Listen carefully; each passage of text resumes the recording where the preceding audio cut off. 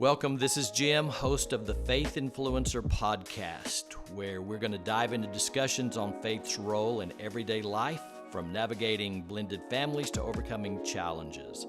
I'm a husband, a father, a Bible teacher, an advocate for applying faith to everyday life. So tune in as I share personal stories, valuable insights, and practical wisdom.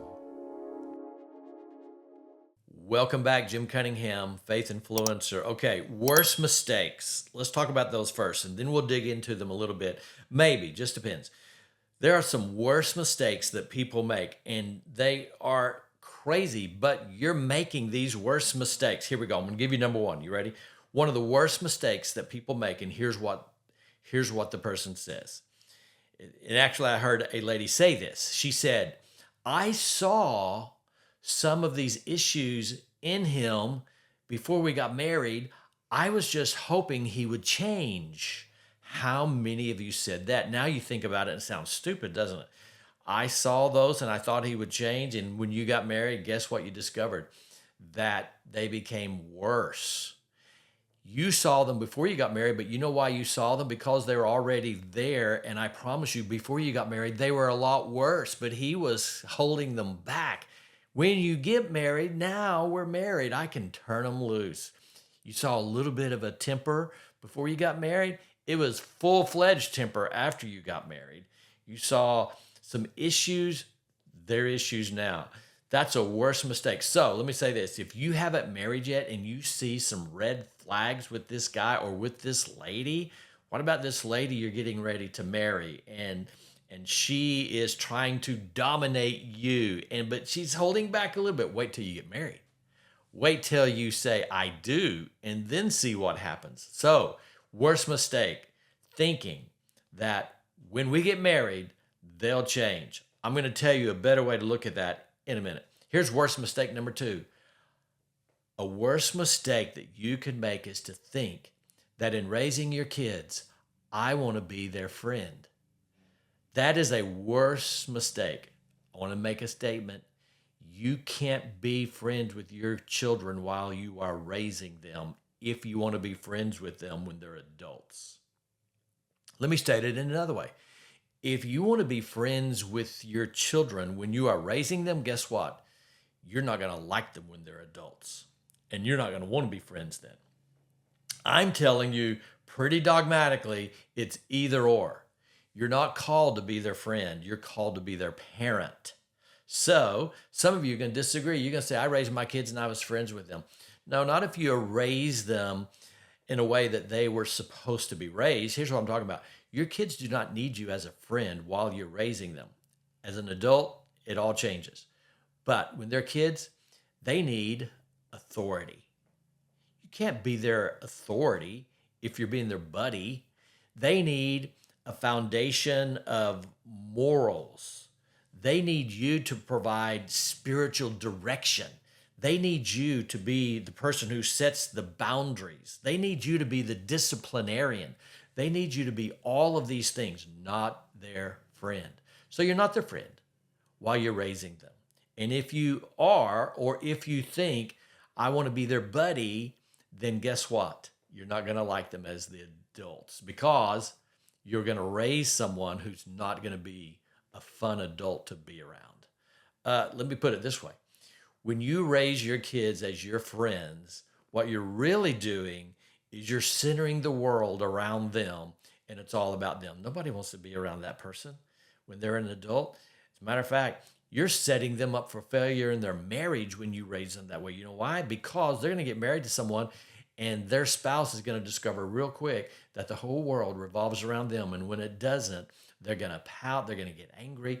They're going to try to dominate you. All of these things. You can't be friends with your kids, okay, while you're raising them. I'd be curious to see what you have to say about that. And then here's another mistake, and I want to tell you a couple of stories. Another mistake is that I can handle all of this on my own. We'll learn as we go. Can I give you a pet peeve that I have? A pet peeve that I have is that some of you have quit learning. You've quit growing. You've quit listening to information. You've quit reading. You've quit doing all of these things. You're just stuck where you are. It's a plateau. You're not expanding your mind, your understanding at all. You're just stuck into what you believe. That's a boring life, to be frank with you. There's hardly anything more exciting than to continue to grow and learn. But many of you feel like you can just handle life's things by yourself. I want to ask you a question. Now, listen, if you have this little raft and the wind's blowing, and you take your little raft and you put it out on the lake, where's it going to go? It's going to go wherever the wind blows it. Let me say it to you a different way. Where are you going by accident? Where are you going? You say, that's a weird question. Where am I going to go by accident? Here's where you're going to go by accident. You're going to go wherever the wind blows you. You're not going to go where you want to go by accident. Someone said, you never get where you want to go by accident. You only get there by intention. So some people say, well, I'll just live life by accident. I'll raise my children by accident. I'll have a good marriage by accident. I'll get over some of these issues that were from my childhood by accident. No, you won't. You'll never get anywhere by accident. You'll get where you don't want to go by accident. If you have a direction that you want to go, you're only going to get there by intention. So, a worse mistake. Now, I'm going to give you some examples of this one from the Bible, okay? Remember that guy in the Bible in the Old Testament, Moses? Do you remember Moses, who God called to do this enormous task to set the people free? But if you remember, they were in slavery to Egypt. And God said, Moses, I'm calling you. When God called Moses, do you know how old he was? This is a test. Remember, this is Faith Influencer. This is the faith part of it. This is testing your Bible knowledge. Do you remember how old Moses was when God called him to set the Hebrew people free from the enslavement of the Egyptians and Pharaoh? Do you remember how old Moses was? Okay, I'm going to tell you, he was 40. He was 40 years old. And God said, I'm going to use you, Moses, to set them free. But guess what happened? Moses decided, well, I can handle this on my own. That's a worse mistake. I can handle this on my own. And if you read, here's what he did. There was an Egyptian who was beating one of Moses' relatives. And you know what Moses did? He killed the Egyptian. Moses looked this way. He looked that way. But he forgot to look that way. He didn't look up. And you know what God said? God said, Moses, I can't use you this way. And he took Moses and he put him on the backside of a desert. And do you know how long Moses was on the backside of the desert taking care of the sheep? 40 years. So now you tell me, how old is Moses? He's now 80 years old. He was set aside for 40 years because Moses thought he was going to drift through and handle it on his own. Moses is 80 years old now. Guess what happens? Moses comes to God and says, God, I just can't do this anymore. And God says, Moses, now I can use you. Now I can use you. That's the faith walk for you, for me. If you're in a blended family, because this is a blended family podcast, if you're in a blended family right at the beginning, don't say, I'm going to drift through and we're accidentally going to get to a good marriage. You're not. Don't say, I'm accidentally going to be a good step parent. You're not. By intention, you have to do what Moses finally did, though it took him way too long to get there. You're going to have to come to God and say, God, I can't do this. I can't handle this. And God said, I'll take over from here. That's what you do. So, worst mistake, I can handle it. I can do it on my own. Moses made that mistake. Don't make that mistake. So let's dig into it a little more and maybe give you a few more practical things or stories about this. Now, when you go through whatever life brings you, I want you to understand that it's not God's intention to remove the difficulties. It's God's intention for you to go through the difficulties. Okay? So let me give you an example. So when Moses, back to him again, so when Moses came to the Red Sea and he was going to cross the Red Sea, did God remove the sea? No, he didn't remove it. They went right through the middle of it. That's the way it's going to be in life. God's not going to remove the difficulties. So the difficulties are going to overwhelm you if you try to go through them by accident. But if intentionally you find direction and you find counsel and you find wisdom and you find what the Bible says, then you're going to find that you're going to get through them. Is it bad news that you have to go through the sea or through the difficulties or through the hard times? Nope, it's not bad news at all. As a matter of fact, I'm going to even say to you that going through tough times is God's plan. That's God's plan. Do you remember when the disciples came to Jesus and Jesus said, listen, I want you to get in the boat and I want you to go to the other side. And they were in the perfect will of God. And they said, okay, we'll do that. And they got in the boat and they started to go to the other side. And where did it get them? It got them right in the middle of a storm. Now, have you ever thought about that? They were in the perfect will of God. They were doing exactly what Jesus told them to do. And it took them right through a storm. Why? Because they learned more about God in the storm than any other time in life. So what I'm telling you is a part of God's plan is that you're going to have to go through struggles. You're going to have to go through difficulty. You're going to go, if you're raising kids, you're going to go through rebellion. You're going to go through strong will. You're going to go through them discovering their way, pushing back. You're going to go through all of that. But that's part of it. That's part of God's plan. It's growing you and it's growing them as well. So don't try to get rid of the difficulty. Just don't try to handle it on your own. That's a worse mistake. Here's something that I had to overcome myself. I want to give you what I'm going to call the barnyard tragedy. Okay? This all is a part of our worst mistakes that we make. The barnyard tragedy. Here's the rooster. And the rooster lives with all the other barnyard animals. And one day, as this rooster gets a little older, the sun starts to come up. And when the sun starts to come up, this rooster feels this urge inside of him to crow. And so he crows. And guess what happens? When he crows, it wakes the farmer up. And the farmer wakes his wife up, and the wife wakes the children up, and they go out and they work in the fields, and they provide for their family. The next day, same thing. The sun comes up, and the rooster begins to crow, and it wakes the farmer up, and he wakes his wife up, and he wakes his children up, and they go out, and they provide for their family. But then one day, the rooster got it all turned around, and he started thinking that it's his crowing that made the sun come up, that made the farmer get up, that made the wife get up, that got the children up and worked in the fields and provided for their family. You know where the rooster ended up? He ended up in the home for crazy roosters. Because one day he started thinking it was all on him and he was making everything go. How many of us are guilty of that? How many of us are making this worst mistake? Being a good spouse, it's all on me. Being a good parent, all on me. Raising my children correctly, that's all on me. No, that's a worse mistake. Learn from Moses. Learn from the rooster.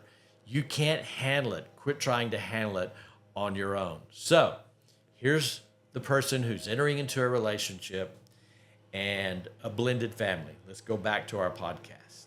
Our blended family. And they're about to make this worst mistake. And they're seeing some things in the person they're going to marry. And they're trying to overlook them because they really want to get married. This person would be a good husband for me or a good wife for me. And so they're going to overlook these issues. Worst mistakes, so what are you going to do? You're going to have a discussion with your spouse-to-be or this person that you love. And this is how you're going to say it. You're going to say, honey, I'm excited about the potential of us having a life together, but there are issues that you and I both have that we cannot bring into this marriage. We have baggage that we cannot drag into this relationship. So we've got to get some help and deal with these before I'm willing to enter into a commitment with you. That's what you have to say. I wish that we could turn on a microphone and all of you who are watching who've made that mistake could speak up, and you know what you'd say? You'd say, please listen to what he's telling you because I made that mistake and he didn't change, she didn't change, and now I'm stuck in this relationship with these issues. You know how hard it is to finish a house once you move in it? You're building a house and you move in before it's finished. Do you think you're ever going to finish the house? Most of the time, people never finish because they're already living in there. That's what's going to happen. You're going to enter a relationship. You see some unfinished things or some old baggage, but yet you're going to move into the house. And when you do, it never gets completed. And so you end up living in another relationship like the one you left because you're making this worse mistake. So you're going to be honest with that person and say, I am not getting married until we go through something, some counseling, and deal with these past issues. Don't make the worst mistake. And here's why people make it. If some of you could speak up, you would say, you know what I did when I remarried and put a blended family together? I just rebounded. And you know why you rebounded? A lot of you, and especially you ladies, a lot of you want to rebound because you want someone to help you raise your kids. You want someone to help you raise your children. That's why you're rebounding. And you see a guy who wants to be with you, and you think, well, he's not too bad. I'll overlook that, but he's good to my kids. That rebounding idea is going to get you nowhere but in another bad relationship. So I'm trying to lay out all these bad mistakes that people make. So where are we with all of this? There are difficulties that you have to go through that are just a part of life, especially if you have a blended family. That's a whole new set of difficulties. And we have a spiritual enemy that's trying to set you up for failure. We have a spiritual enemy. I hope you understand that we have the devil and his demons who hate you, and they're trying to ruin your family. So what are we going to do? We're not going to make these mistakes. We're going to listen to the advice of this guy who's talking to you right now. We're going to realize that what he's saying is true and I need to follow. And we're not going to say, I'll overlook the things in this person before I marry. We're not going to do that. We're not going to say, I'm going to raise kids by being their friends. No, you're going to be their authority and their parent and their guide. And you're going to set the boundaries. You're going to do that. You're not going to say, I can handle this on my own. No, you're going to say, I'm not the rooster who's going to go crazy because the weight of everything is on me. No, that's not how it works. It's not all on you. You're going to get help. You're going to learn. You're going to grow. You're going to expand your mind. You're going to listen to podcasts. You're going to listen to your pastor. You're going to listen to your spouse, each other. You're going to do things together. You're going to grow and expand. And that's an exciting journey. So let me just wrap up with this. We perpetually make these mistakes, and they become generational. I came from a family that had generational addictions, but my dad stood up and was strong and looked at those generational addictions and stopped it for our family. He stopped it for our family. And they were not passed down, I can tell you as I sit here. They were not passed down to my brother nor me because my dad stopped it. That's what you're going to do. You're going to quit making these dumb mistakes, these generational mistakes, and it's time for you to stop them in its tracks. You can't do it on your own, can't handle it all on your own, but you don't have to. So that's our advice. I'm curious to see what you have to say. As always, thank you for jumping on with us. This is Jim Cunningham with Faith Influencer.